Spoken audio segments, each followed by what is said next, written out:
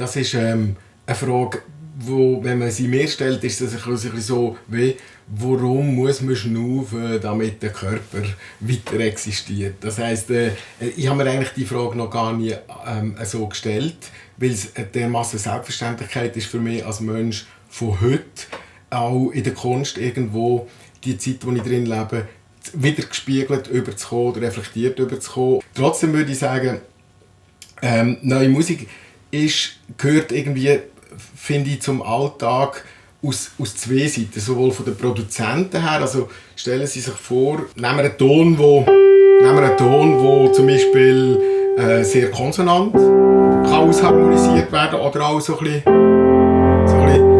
bisschen schräg wird. Und früher hat man den Ton aufgelöst. Zum Beispiel. Und der Debussy zum Beispiel hat dann aber gefunden, dass das quasi der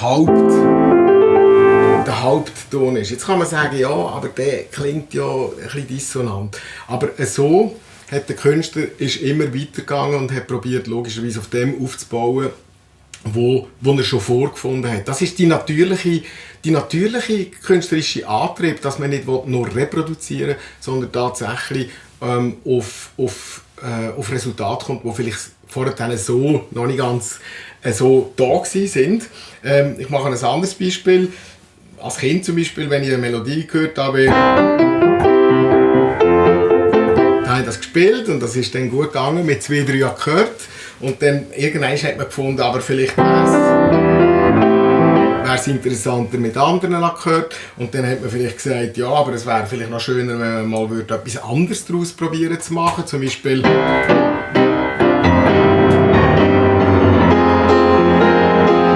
irgendein Tangöli. Und irgendwann ist man vielleicht auf die Idee gekommen, aber das hier, das sind genau die gleichen Töne gewesen, aber man hat sie angefangen, anders im Raum zu verteilen. Und so ist es zu jeder Zeit gegangen mit den Komponisten. Die haben einfach probiert, das Material, das sie hatten, auszureizen und eine eigene Klanglichkeit auch zu finden. Und das kann man natürlich nicht durch Verharren an Ort. Weil alles, was schon da war, ist ja in sehr guter und ausgeprägter Form schon da gewesen. Darum spielt man es ja heute noch. Und das ist sicher ein Teil, ganz ein wichtiger Teil, dass man das westeuropäische Kunstmusikerbe durchaus pflegt. Aber ich verstehe nicht, wie man in einer Zeit leben kann und es einem nicht interessiert, was in dieser Zeit genau passiert. Und jetzt sind wir nicht beim Produzent von Kunst quasi, sondern beim Rezipient, also beim Publikum.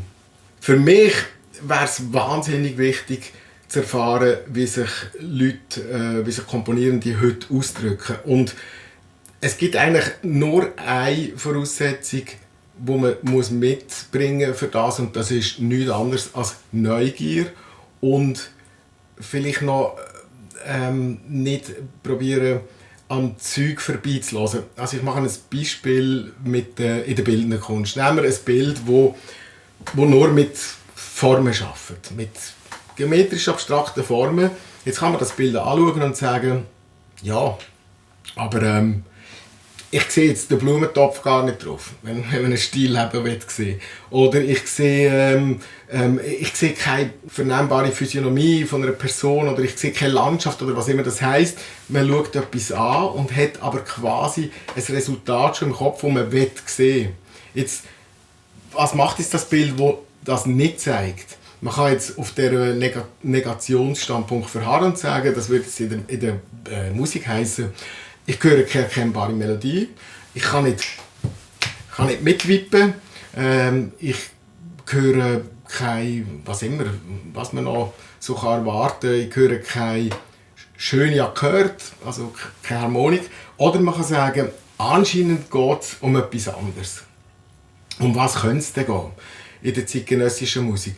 Es könnte zum Beispiel gehen um ganz elementare Sachen, um Verdichtungen, um Ausdünnungen, um Klangfarbenwechsel, um Klangballungen, um Pulverisieren von Klängen, um ein in die Teufel runtersinken mit dem ganzen Orchester oder den ganzen Tonvorrat aufnehmen, bis man vielleicht nur noch halt da oben ist. Also all die Prozesse, ich finde, jede gute neue Musik hat tatsächlich erzählte Geschichte. Nur ist die Geschichte nicht die von Melodik und Harmonik, wenn wir sie kennen, sondern es ist vielleicht eine Geschichte von einem Cluster, das dann langsam austönt. Plötzlich hört man ein Herz am Schluss. Wenn man das erste Mal eine neue Musik anläuft und man hat kein Vokabular, dann ist es vielleicht schon ein bisschen so, wie wenn man eine Sprache zulässt, wo es einfach blablabla, wo man denkt, was soll das? Wenn man aber vielleicht beim 10. oder 15. Mal in einem Konzert sitzt, denkt man, die gackenden Holzbläser da, die habe ich doch auch schon in einem Kontext gehört. Das heisst, Hörerfahrung ist etwas ganz Wichtiges in der zeitgenössischen Musik. Und Hörerfahrung gibt es nur dann, wenn die zeitgenössische Musik eben auch angeboten wird im Konzert. Sonst passiert nichts. Und darum ist das umso wichtiger, dass das eben nicht nur in quasi ghetto-mäßigen Reihen passiert, wo man dann extra Achtung, neue Musik, dass die Hälfte schon mal sagt, ja, da gehe ich nicht, sondern dass man das wirklich echt in Konzertalltag, und jetzt rede ich, wie gesagt, vom Publikum, sich dem aussetzt und sagt, gut, jetzt werde ich halt mal 20 Minuten gefordert, bevor ich dann vielleicht Beethoven auch noch überkomme.